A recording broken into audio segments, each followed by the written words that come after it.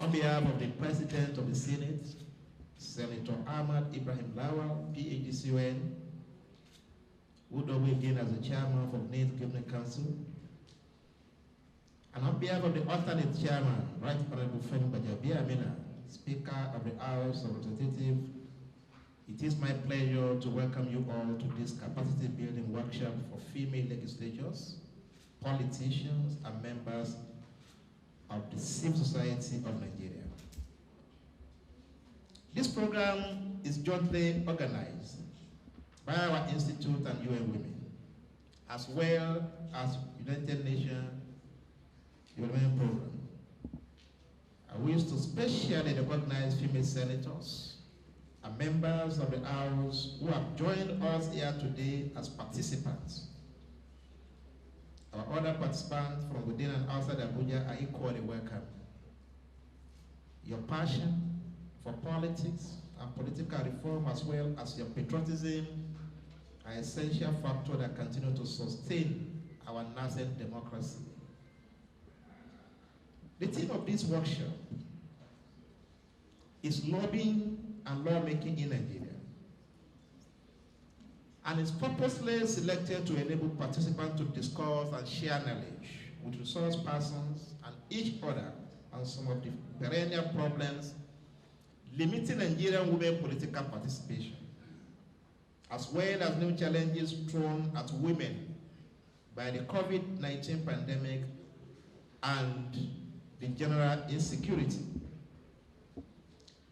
Prior to the outbreak of the coronavirus pandemic in this country, there has been a decline in political participation, growing voter apathy, and the prevalence of traditional challenges that include undemocratic party nomination processes, negative gender stereotype, and unequal opportunity and lack of financial capacity, among others, for Nigerian women.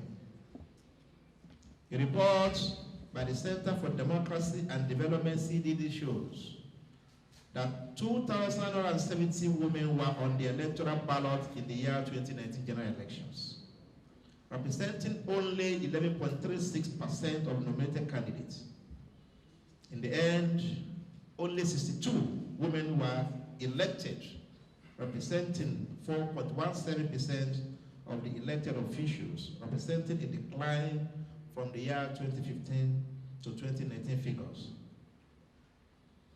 The pandemic further worsened existing inequalities as it affected women more disproportionately than men. The emergence, measures, and subsequent fallout of the COVID-19 pandemic exposed women and other vulnerable sections of the society to negative impacts, such as a rise in maternal mortality rates, challenges in accessing sexual and reproductive health services, domestic violence, increased poverty, gender-based violence, and an escalating teenage pregnancy problem.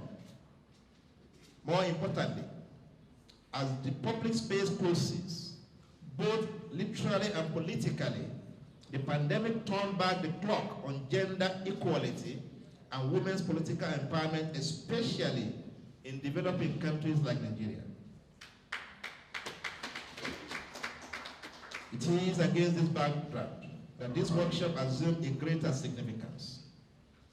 In view of the existing and emerging challenges, we are faced with the important question of how to protect the rights of women while ensuring greater involvement in governance and decision-making processes. As noted by the Commonwealth, while women have been engaged on the front line of healthcare delivery, they remain underrepresented in the political decision-making processes influencing pandemic management. This position is not only unacceptable, but ultimately untenable. It is therefore imperative that we continue the conversation on how to develop institutional and regulatory frameworks that guarantee a more inclusive and effective participation, especially as we develop post-COVID structures. For instance, it is critical that election management officials, decision makers, and legislators are aware of how heightened inequality impacts the integrity and inclusiveness of an electoral process. During a period of crisis, such as the general insecurity that affect many parts of Nigeria and under which our elections are increasingly being held, it becomes even more critical to ensure that gender equality considerations are reflected in legislation, decision-making, operational and security planning, campaigning, observation, training programs for election officials, and support to civil society throughout the electoral cycle. It is my assurance that some of these expectations will be met over the course of the next few days. There are important lessons for Nigeria and good practices we can draw on, including the use of legislation and other policy measures to address enduring gender inequality in Nigeria.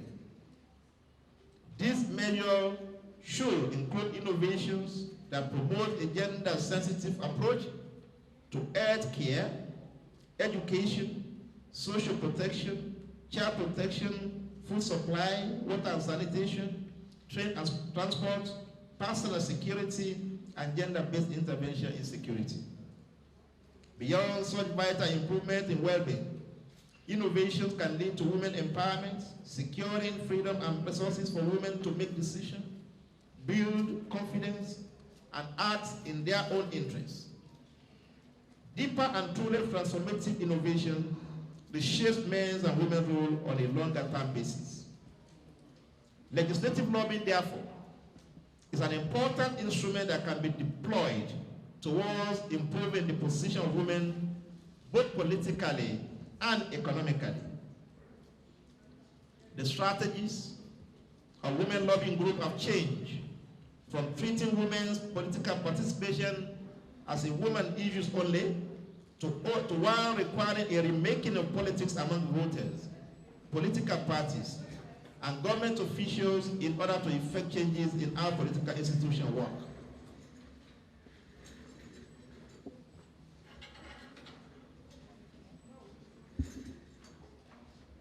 Behind these trends lie the realization that women, be they politicians or gender activists, need to seek support for their demands from everyone, male and female, party officials, political office holders, women's league and women movements, churches, and professional organizations.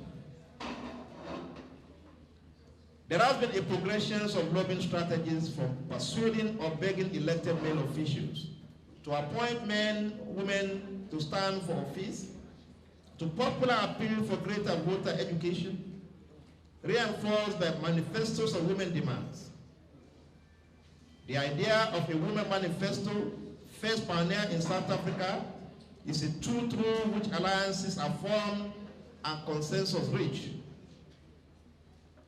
As shown by developments in Zimbabwe, Zambia, Namibia, Botswana, advances in gender policy can be achieved only when women in formal politics from greater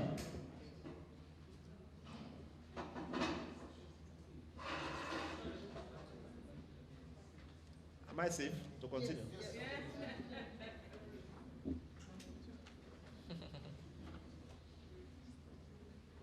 Honorable Speaker, you are welcome. There has been a progression of lobbying strategies from persuading or begging elected male officials to appoint women to stand for office, to popular appeals for greater voter education, reinforced by manifestos of women demand. The idea of a woman manifesto, first pioneered in South Africa, is a tool through which alliances are formed and consensus reached. As shown by development in Zambia, Namibia, and Botswana, advances in gender policy can be achieved only when women in formal politics form a strategic alliance with their counterparts in the non-formal sector to promote women advancement and gender issues within political parties. These inclusive and coordinated strategies has thus far been most successful in bringing about political change from within, and we can't experiment this in Nigeria beyond the usual rhetorics by Nigerian women. In conclusion, therefore, I wish to extend my sincere appreciation to the United Nations Development Programs and its country representative, Mr. Muhammad Yahya, and Ms. Comfort Lante, the country rep of UN Women, and West Africa for supporting this workshop and their continued partnership with our institutes. We shall continue to partner with you and others to bring about great changes that Nigerian women deserve.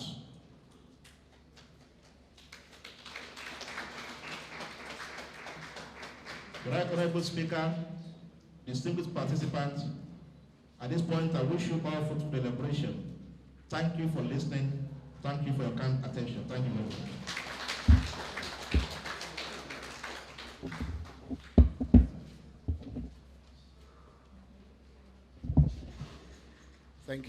Thank you very much, the Director General, National Institute for Legislative and Democratic Studies, with that very wonderful, thought-provoking welcome address. I'd like us to please put our hands together for him one more time. Let me mention that the Speaker of the House of Representatives, Right Honorable Femi Gbajabiamila, His Excellency, is represented here this morning by a very ranking member of the House of Representatives, Right Honorable Nkiru Onyejocha, a barrister at law, and the Deputy Chief Whip of the House. I'd like us to please applaud her one more time. And also joining us on that,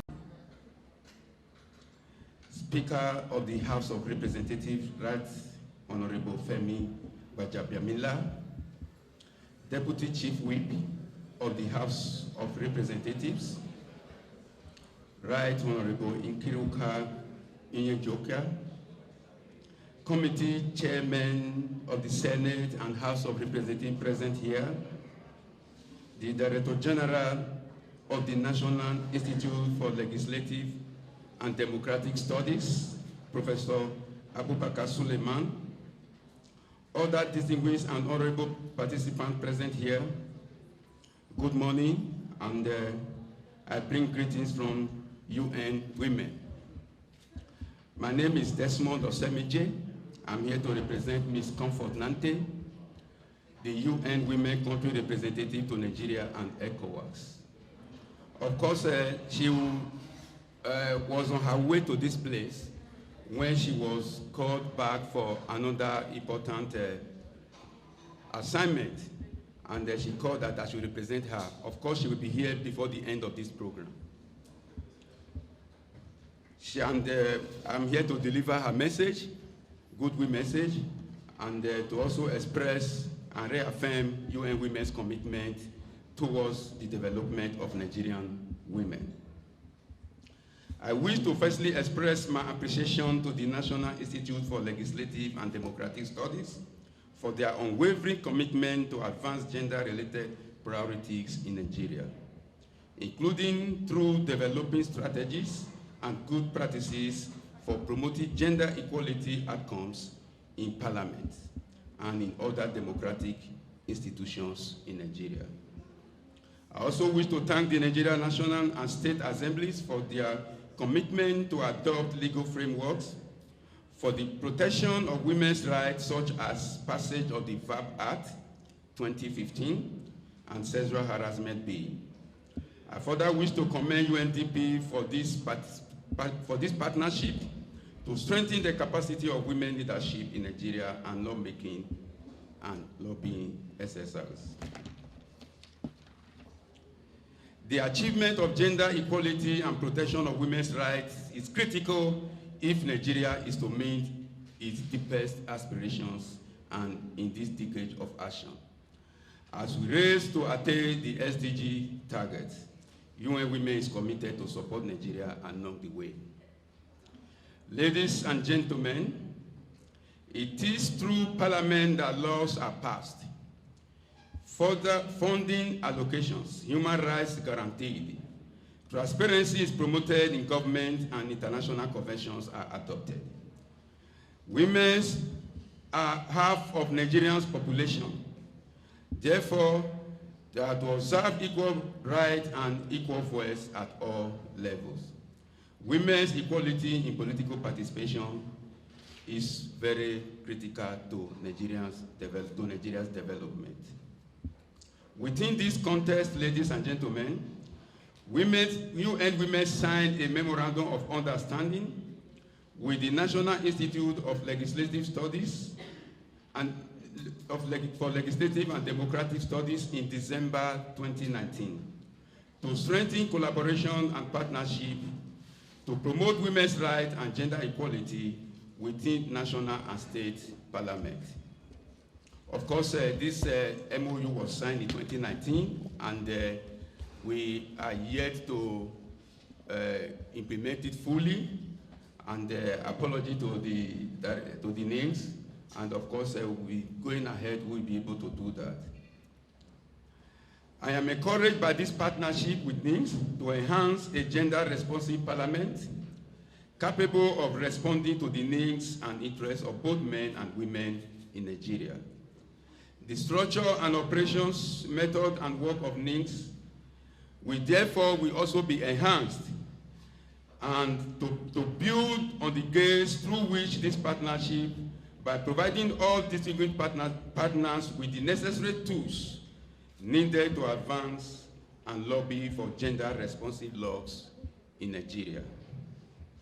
As we continue to deliberate over these 2 days, I enjoin us all to take action to end all forms of gender-based violence, in line with the 2021 theme of the 16 days of activism, which says, end violence against women now. I'm aware that some of us also are fully aware, tomorrow, 25th of November, we commence the 16 days of activism globally, and Nigeria women and all stakeholders are going to be celebrating, to be marking that 16 days of activism from 25th to 11th of December.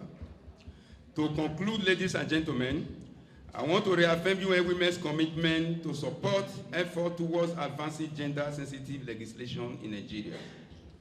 In that spirit of partnership, I wish all of you present here a successful deliberations. That made this conference possible, and always welcome. I was listening to the DG's speech, and you mentioned the word strategic partnership. Strategic partnership means it's not ordinary. It has to do with the conscience, with the spirit of us. And I have to be bold enough to say, the fear of the Almighty God. Whatever brings elevation has goodwill and the fear of the Almighty God. Because we all take oath when we take our offices. Ta ta ta ta ta ta, and so help me God. We have to accept,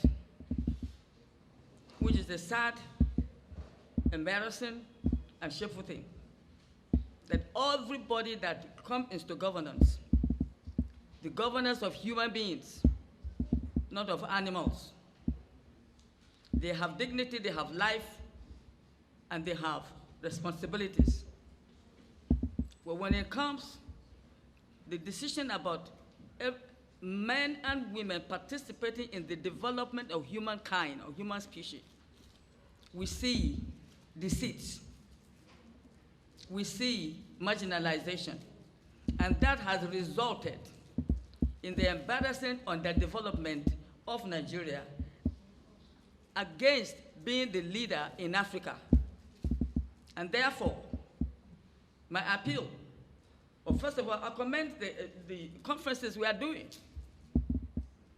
But taking the conference from the papers into our hearts, into action, is lacking, sadly. But we are committed people here. You came to politics to enhance the lives of human beings. We, the women, go through the rigor of child growth. Thank God for the seed sowers. God bless you. But when the job starts, it starts with the risk of our lives, creating the blood in the human species, giving birth, and God saving us from the labor table. Sleeplessness naturally. The conscience of Nigeria is almost dead. We have to say so. And I think I have the right. I was a 75-year-plus mother in this country. You cannot ask me, you cannot expect me to tough halfway. Women, God bless you. But I want to tell, if the legislature, if the governance, the administration of this country, let everybody know, every bullet shot at that human being are the destruction, the desecration of our essence of being created by the Almighty God. If we fear God in this country, we take oath, and so help me God, from the presidency to the councillorship. Then we will ask, the question everybody must ask, the president should ask anybody, do you fear God? And he being the presidential father of nations, of the nation, governorship or governor's uncle of their states, councillors, the cousins of their, they have cousins at their states. We are parenting human species by the fear of the Almighty God and the oath. Therefore, strategic partnership means now telling the religious leaders to not know that the governance of human beings also includes the Almighty God. We may have other gods, but this God is almighty. May we continue to fear God. May we be blessed with the wisdom and the courage, and may the Almighty God help us to continue to educate our conscience and apply fear of God, fear of God, fear of God. May God bless us. Thank you very much, ma'am. Thank you very much. The highlights of our remarks: conscience of Nigeria is almost dead. And for me, the only people that can reawaken it are the women. Women, are you ready to reawaken the conscience of Nigeria? And of course, the DG, my sisters and brothers. It's good to be here and to listen to the other aspect. This is lobbying first before lawmaking. Lobbying and lawmaking. So let's please endeavor to listen attentively to see how we can bring the two together. On our own side, we have promised that as lawmakers, we will do our best to see how we can promote ourselves and to occupy the rightful position in the Nigerian context at the national and at the state levels to make sure that we are in the right positions. I thank the organizers, especially my brother, the DG, my former colleague as a minister, and UN Women for sponsoring us. Do have a great day. 2023. No magu-magu. The DG of NILDS, our host, National Institute of Legislative and Democratic Studies, Professor Suleiman. You are making history today by building the capacity of female legislators and politicians. We want to thank you very much for this gesture. the UNDP, UN Women in Nigeria, your representatives, you're tirelessly working to meet your goal. I pray that this goal will be actualized come 2023 and we'll see more numbers of women in parliament and elected positions. My colleagues, honorable members of the House of Assembly, one from Delta, others from different parts of Nigeria, I welcome you all. Thank you so much, everybody, for being here. And the MC, my dear brother Andy. You've been, I think we can mark you as one of the best MCs in Africa. Every event you hold. My first fundraising that I held in Abuja in 2003, when I came out to officially notify the world that I was going to be in politics. I was a young lady then. He was the MC at that time. So I appreciate you. And I pray that, like you said, one day one of these three females will be president and you'll still be MC. Mine is just an encouragement to us, the women, and all of us seated here. We're here for a reason, we're here for a purpose. We're here because we believe that women should occupy more positions in elected office and in public life. We're here because we believe in the capacity of women to govern this country. We're here because we believe that the Constitution gives us equal rights with men and equal rights with everyone. But in Nigeria, sadly, our story has not been the same. The story of Nigerian women has been that Nigerian women have been struggling, the largest country in Africa, with a population going up to 300, and yet the women are so far behind politically. What is wrong and what is going on? I pray that this conference will look into those issues and come up with strategies to tackle them. We as legislators can say that we will continue to do our best. I chaired the Committee on Human Rights and Women Affairs for 8 years. I was the chair when the VAT bill was passed, and many of those other bills was passed. But still, we haven't seen more being done in terms of policies from government, bills. We haven't seen more of policies from government, from government in deliberately making the inclusion of women. Andy, you asked me to. Thank you. But seeing we're yet to see policies of government, programs of government deliberately coming up with ways to include more women in governance. I must say that the political will has not been there on the part of our leaders, and we must call a spade a spade. What strategies are women going to put in place to negotiate with the political parties, all of them, to ensure that in the next dispensation coming up, they will include so number of women on the ballots? Otherwise, women should not vote for any party that does not include 30% women on their ballots. If a party doesn't, that is what happened in South Africa. Women had to go out and more or less negotiate from a position of strength because we have the numbers. And they threatened that we will not give you the women's votes if you do not give us so amount. But unfortunately, Nigerian women are too divided, and we have to find a way to unify ourselves. We have to find a way to clearly come up together where the women votes will tilt towards one direction, regardless of ethnicity, religion, age, economic or social class. I dare say that in 2023 we need to have a female president because the men have failed. So let us try a woman this time. But will the women vote? Will the women's vote come to the woman? Okay.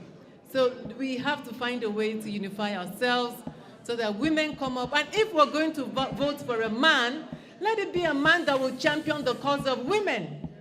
Let us sit down with a man who is gender sensitive and who will give us the positions and the recognition we deserve. Don't we deserve 35% in cabinet, in any president's cabinet? Don't we deserve 35% in any governor's cabinet? We deserve, because who are the voters? Who are the voters? Abi are not the voters. Who are the voters? We are the voters.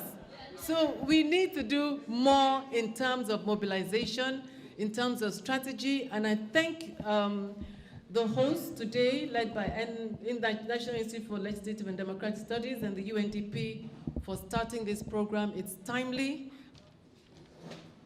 Distinguished Senator Ahmad Lawal, PhD, CON. The Chairperson, House Committee on Electoral Matters, my sister, Honorable Aisha Duku. The ranking member from Plateau State, my sister, we entered National Assembly same day, Honorable Benila, who is also chairperson of, she was chairperson of Human Rights, and now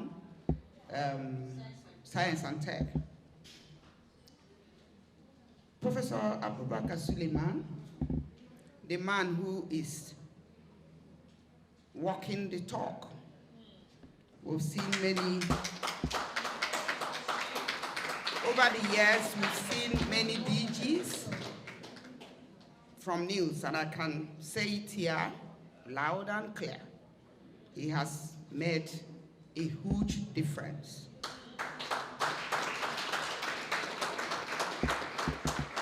Thank you, Prof. The world is recording.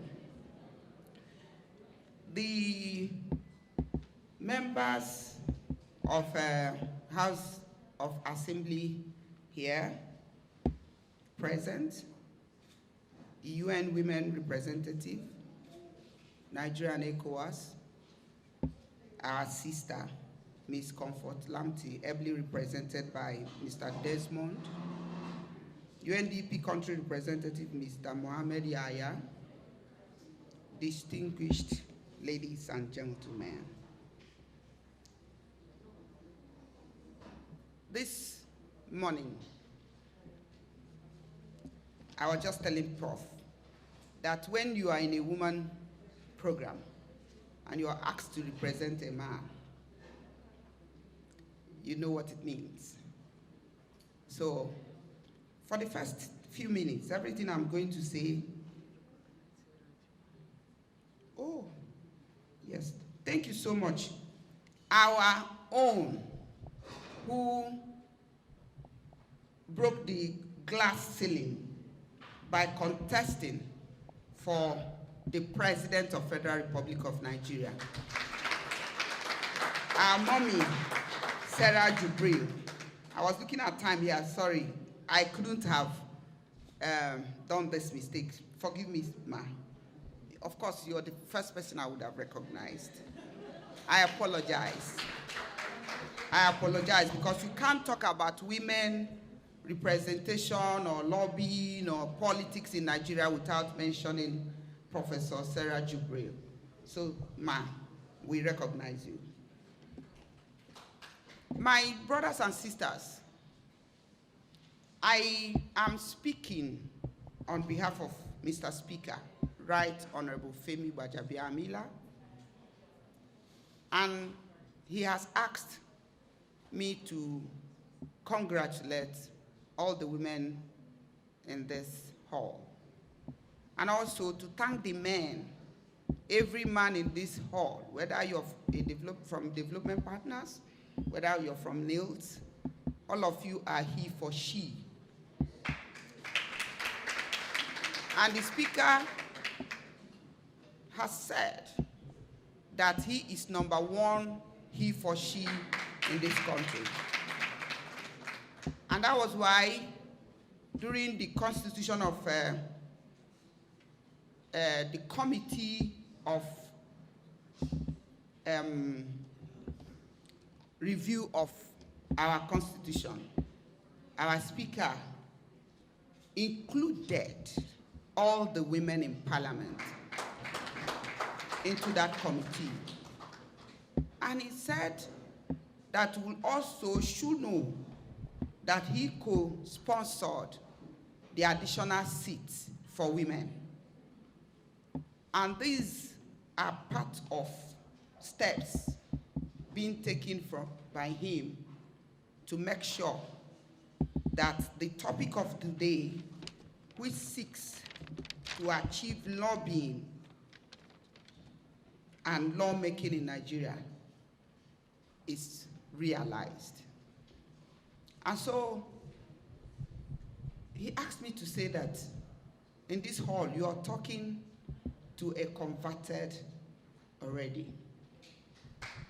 And that he will do everything humanly possible in his capacity of the Speaker of House of Representatives to making sure that no pressure will deter him from supporting the women. And he has assured us that we should count on him, and any time, any day, that even if it means using his office as platform for any review, any lobby, any lawmaking, that Nigerian women should feel free to come and contact him. He's already a partner in progress. So, based on these few remarks and assurances from the Office of Mr. Speaker, I congratulate all of us. But I'll use this opportunity to talk to you as a woman who has been here with Right Honorable Benila, that the problem we have is not just about conferences. It's not about talking. Everything you're going to say here today was said when we joined the National Assembly during the 6th Assembly, 2007. There is no new law. There's no new issues that will be raised today that have not been raised during the campaign of Professor Sarah Jubril. There's nothing new you're going to hear. There is nothing, absolutely nothing. And you can say it loud and clear that even the GOD bill came many, many years ago. But what's the problem with the parliament not passing it? We are asking for additional seats for women. Why are we not asking ourselves, why do we need additional seats? And I will use this opportunity to answer the question. The question is that the 360 seats in the House of Representatives and the 109 seats in the Senate is already an entitlement for our men. And they were not letting anybody come in. The few women that are there, their seat is being contested by 360 men contesting for those few seats. Because they have their friends across, and are talking to their friends who will support you to come over and take the seat of Aisha Duku, Honorable Benila, Honorable Kiru Kaunye George, and so many of us. And having been in the parliament, this is my 14th year, we started by lobbying to pass bills that concerns women. And every time our men gets up on the floor to shoot those bills down with constitutional point of order. And once a constitutional point of order is raised, nobody will overrule. And so that's why we have gone ahead to amend those sections of the Constitution that says there shall be no discrimination. We are saying except on gender issues. Let us put it there. And we are saying wherever you see a he, put /she. Because in their mindset, there shouldn't be any woman in the hall. There shouldn't be any woman in the chamber. So let us shift a little to say where you are talking about men, God says, I'll take a rib and make it a helpmeet for the man. And so let the head be cleared that all of us are partners in progress. The men cannot do it alone. And moving further, we found out that even where we do this lobby, like the topic today is lobbying and lawmaking, after lobbying, these are our husbands, these are our friends, these are our brothers, they will agree with us. But when it comes to lawmaking, they look at themselves. I don't know the signs that the men give themselves. And that's why in this hall, they are sitting separate. So once they give that sign, if you like, do anything, the thing will just fall like packs of cards. And so we've gone through this back and forth, back and forth. We've gone to UN. We've gone to every part of the country lobbying that these women shall be given a chance, but it didn't work. So we said that because of this, keep the entitled seat. Give us additional seat that will be contested by women. It's not tokenism. It's not dash. It's not for free. It will be contested. But this time around, it will just be for only women. Meaning that on a particular day of election, the 360 and 109 can be contested by the Benis, by Nyonye Georgias, by Dukus, by anybody. But there shall be an additional seat that a ballot paper will be like, this particular ballot is for women. So party A, B, C, D will feed women only. So in that way, if it's one per state, we'll have 36 or 37. If it's one per zone, we have 6, whatever it is. But let us have additional seats that will be exclusively contested by women to show the men that we are not shying away from responsibility of contesting an election, but because they write us off during primaries. If they give women slots during primaries, the women will come here. So, but if you check after primaries, the number of men that they select is far more than the number of women. So that's why we asked for additional seat. So people should not misunderstand the additional seat. It's just because these people will not give us space, and so we are asking that we are competent, we are qualified, we will lobby, we will do everything. But let us have this space where we will show that we can win an election. So on this note, I congratulate everybody and still thank Prof. God bless you, Prof. And you are building capacity already. Thank you, and I declare this conference open. In the name of God the Father, amen.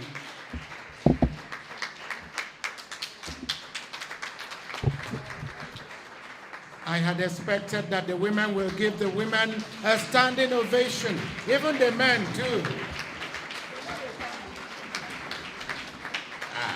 Okay. Thank you very much. Please be seated.